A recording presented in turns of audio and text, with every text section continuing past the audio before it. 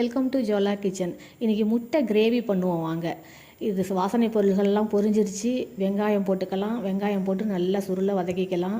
வெங்காயமும் ஒரு பச்சை மிளகாவும் போட்டிருக்கேன். வெங்காயம் வதங்கினோன்னா ஒரு கொத்து கருவேப்பிலையே அதில் போட்டுப்போம். நம்ம ஒரு 10 நிமிஷத்தில் இந்த கிரேவி ரெடி ஆகிடும். நீங்கள் ரைஸ் வச்சு ஆஃப் பண்ணுறதுக்குள்ளே உங்களுக்கு கிரேவி இந்த சைடு ரெடி ஆகிடும்.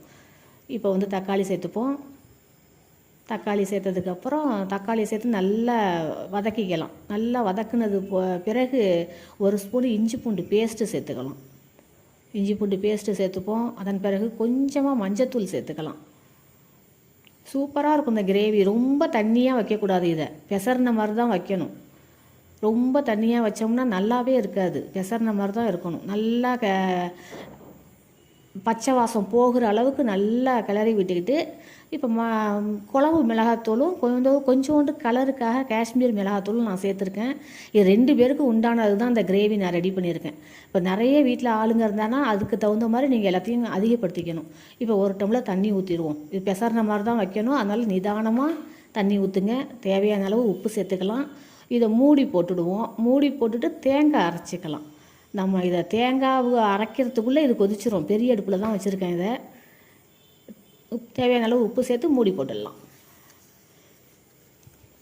தேங்காவில் நான் கொஞ்சமாக ஒரு 1/4 ஸ்பூனு சோம்பு, ஒரு 1/4 ஸ்பூனு ஜீரகம், ஒரு 4 மிளகு சேர்த்துருக்கேன். கிட்டத்தட்ட இது சிக்கன் கிரேவி மாதிரி தான் இருக்கும். தேங்காவில் சேர்த்துருக்க பொருள்கள் எல்லாம் சிக்கன் கிரேவிக்கு சேர்க்குறது தான். இதை அரைச்சி இதிலோட சேர்த்துப்போம். தேங்காய் சேர்த்ததுக்கப்புறம் இந்த கிரேவி கெட்டியாயிடும்.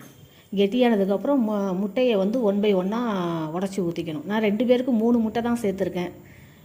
போட போகிறேன். இதில் சேர்க்க போகிறேன் நான். நல்லா கெட்டியாகிட்டு பாருங்கள்.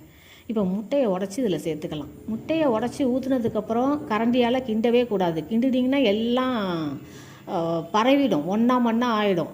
அதுக்கப்புறம் சிம் ஃபயரில் வச்சு மூடி போட்டு மெதுவாக அதை ஒரு 2 நிமிஷத்தில் இது ரெடி ஆகிடும். 2 நிமிஷம் மூடி வச்சா போதும். இது வெந்துடும். இது எல்லாமே இப்போ ரெடி ஆகிட்டு. கிண்டாமல் அப்படியே மூடி போட்டு வச்சிட வேண்டியது தான். சூப்பராக இருக்கும் இந்த கிரேவி. சாதத்துக்கு செமையாக இருக்கும். நீங்கள் சாதத்தை வச்சு ஆஃப் பண்ணுறதுக்குள்ளே இந்த கிரேவி ஒரு சைடு ரெடி ஆகிடும். இப்போ திறந்து பார்ப்போம்.